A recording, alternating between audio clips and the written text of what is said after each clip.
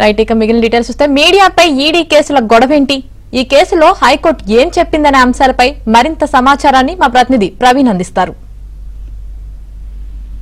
గతంలో జగన్మోహన్ రెడ్డి అక్రమాస్తులతోటి సంపాదించినటువంటి ఆస్తులన్నింటినీ కూడా గతంలో ఈడీ కావచ్చు, సిబిఐ కూడా వాటన్నిటిని అటాచ్ చేసినటువంటి సందర్భం ఉంది. అందులో భాగంగానే సాక్షి ఛానళ్లను కూడా ప్రస్తుతం ఈడీ అధికారులు దాన్ని సీజ్ చేసి అప్పుడు ఈ అక్రమంగా సంపాదించినటువంటి ఆస్తుల్లో అది కూడా ఒక భాగం అనేది కూడా ప్రస్తుతం ఈడీ అధికారులు గుర్తించారు. మొత్తం 11 సిబిఐ కేసులు, 5 ఈడీ కేసుల పైన విచారణ కొనసాగుతుంది. 2012 నుండి ఇప్పటి వరకు కనీసం ట్రయల్ దశకు కూడా రానటువంటి పరిస్థితి కూడా కనపడుతుంది.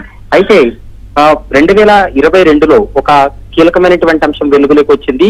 సాక్షి టీవీ లైసెన్స్ రెగ్యులర్ చేయకుండా కేంద్ర ప్రభుత్వం 2022లో నిర్ణయం తీసుకుంది. ఎందుకంటే minister of information broadcasting Sakshi TV license ను రెగ్యులర్ చేయకుండా నిలుపుదల చేయడంతో కేంద్ర ప్రభుత్వం ఇచ్చినటువంటి ఉత్తర్వులను ఛాలెంజ్ చేస్తూ 2022లో జనవరిలో కేంద్ర ప్రభుత్వం ఇచ్చినటువంటి ఉత్తర్వులను ఛాలెంజ్ చేస్తూ హైకోర్టుకు వెళ్లడం జరిగింది. హైకోర్టు వీరి యొక్క వాదనలు విన్న తర్వాత, అంటే సాక్షి టీవీ యొక్క లైసెన్స్ ను రెన్యువల్ చేయకుండా ఏదైతే ఉత్తర్వులు ఇచ్చారో దానిపైన స్టే విధించింది. ఎందుకంటే సాక్షి టీవీలో ఉన్నటువంటి ఉద్యోగులు వారి యొక్క పరిస్థితిని కోర్టుకి తెలపడంతో స్టే విధించి తాత్కాలికంగా నడుపుకోవచ్చు అంటూ కూడా ఆదేశాలు ఇచ్చింది.